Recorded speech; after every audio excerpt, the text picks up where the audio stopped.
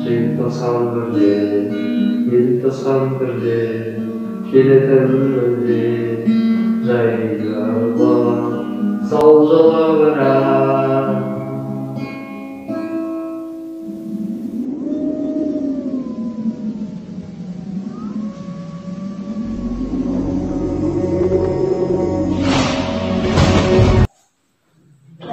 Бүгін балалар аз екен, олардың бәрі қайда кеткенін білмейсіз ба? Расымен де бүгін бала аз екен. Ертерек келуші еді ғой, қайда жүр екен? Қыздар, балада не болып жатқанын көрдіңдер ма? Жоқ. Басшылықтан Қонаевты алып тастап, орыс нәсілді клубинді қойыпты. Жастар алаңға шығып қарсылық білдіріп жатыр. Расымен ба? Несем да барайық. Біз де үлесімізді қосайық, жүріңдер.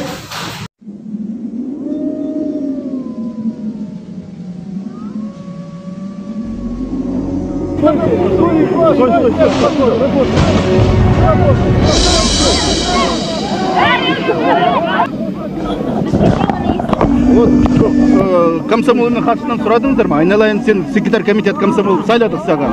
Ал сен неге бізге жауап бермейсіңдер? Жауап берер едік, барар едік, айтар едік. Кім саңыз болмайды? Біз іштеге білмейміз, қай айтамыз болды, да? Айда сюда. Осы жөн ба? Аға қараңыз, басшыны сіздер сайладыңыздар, орган, партия орган сайладыңыздар. Сіздер айтасыздар, депутатты ғана халық сайлайды деп, ал енді басшыны сіздер сайласаңыздар, халықтың қолдауымен сайлауларыңыз керек қой. Сіз халықтың қолдауысыз халықпен ақылдаспайсыз. Өздеріңіз сайладыңыздар да қой. Партия өзі шешеді. Жоқ, басшы партияға ғана емес қой. Әрбірден кейін партияны ғана басқармайды ғой. Қазақ болу керек болды. Қазақ болу керек басшымыз. Қазақстанда тұрамыз ағайын. Тоңдырды мені, тоңдырды сені, желтоқсан желі ызғарлы. Солдырды гүлді, оңдырды нұрды, көңілде мұңды із қалды.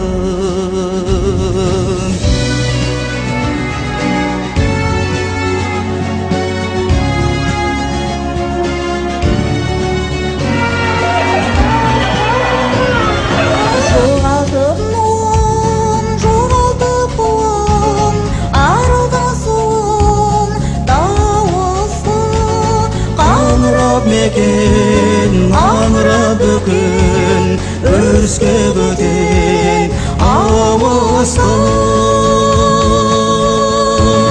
Тоңдырды мені, тоңдырды сені, желтоқсан желі ызғарлы. Солдырды гүлді, оңдырды нұрды, көңілде мұңды.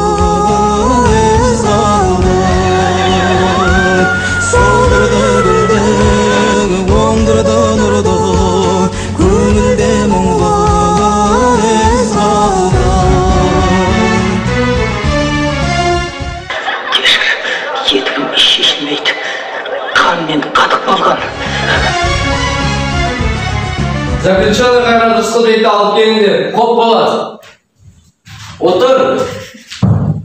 Айыпкер Рысқұлбек, сен Бермен Сәтбаев көшелерінде жасақшыларды көрдің бе? Егер мен көшеге шықпасам, оларды қайдан көрем?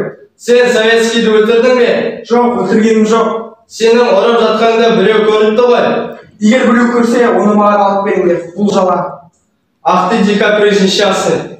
Я тебе покажу, өтірік дейді ғой еще. Ей, Рысқұлбек, сен Советскийді өлтірдің деп мойныңа ал, сонда жазаң жеңілдейді. Әкеңе де тиіспейміз. Ой, әйтпесе әкеңді. Мен адам түгіл тышқанды да өлтірген жоқпын. Мен ауылда әзер отырған ата-анама күш салғым келмейді. Мен қылмыс жасаған жоқпын. Не үшін ақша алып келдіңдер? Заключенный Рысқұлбек, сен ақымақ болма. Советскийді өлтірдің деп мойныңа ал. Бұл бір, және менің ыстық алақаныма 4 күн соң әкеліп саласың. Бұл 2, түсіндің бе мақұлық? Мен ешкімді өлтірген жоқпын, жаздырым жоқ. Ақ солай ма? Көрсетем қазір саған. Қайрат Рысқұлбеков айыпты деп танылып, 60-шы бап бойынша 3 жыл, 65-ші бап бойынша 15 жыл бас бостандығынан айырылып, жазаның ең ауыры өлім жазасынан кесілсін. Рысқұлбеков, соңсыздай. Күрәгім таза басым бар, 21 жасым бар, қасқалдақтай қаным бар, боз торғайдай жаным бар, Қайрат деген атым бар, қазақ деген затым бар. еркек тоқта құрбаны, атам десең ақыл жоқ. Алып кетіңдер асығына, көзін құртыңдар.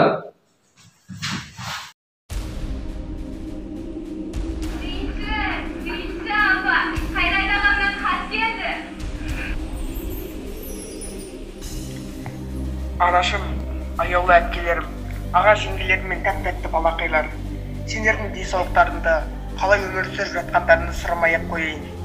Бәрібір қатал тағдыр оны маған көрсетпейтін сияқты. Алайда мен екі күніне деді, Алладан бір-ақ нәрсені сұраймын. Сендердің амандықтарың мен сендерде бәрі жақсы болғанын тілеймін. Анашым, бар шындықты өз аузынан естігенімді қалап, соңғы хатымды жазып отырмын. 1986 жылы 18 желтоқсан күні алаңда болғанды жасырмаймын. Ол жақта бәрін өз көзіммен көру үшін ғана бардым. Алаңда қазақ қыздарын өлім шығылымсыз сабап естігенде үйде тыныш жатуға жігіттік намысым жібермеді. Қысқаша айтқанда, алаңға әйелдерді қорғау үшін, арашалау үшін бардым. Оны шамам келгенше орындадым.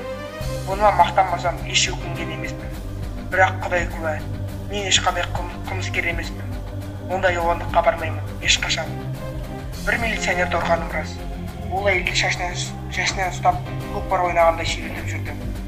Бірақ ол әлі күнге дейін түк болмағаны жер басып тірі жүр.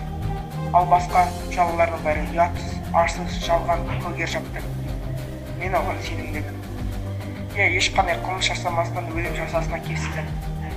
Анашым менің тағдырдан көптеген тепкісіне шыдап келесіз ғой. Енді оған менің азабым қосылғанын қаламаймын. Қымбатты анашым, кеткен жерім осы болды. Аяғыңызға жалбыранып, ақ сүтіңізді ақтай алмағанның бақытсыз ұлыңызды кешіруін сұраймын. Жалынамын, кешіріңіз. Менің өліміме тек сот пен тергеуші кінәлі. Өзіңізді келген махаббатпен, шағыныспен сүйдім. Қош бол, жарық дүние, о дүние, бақыт болса сол жақта табамын, ұлыңыз қайрат.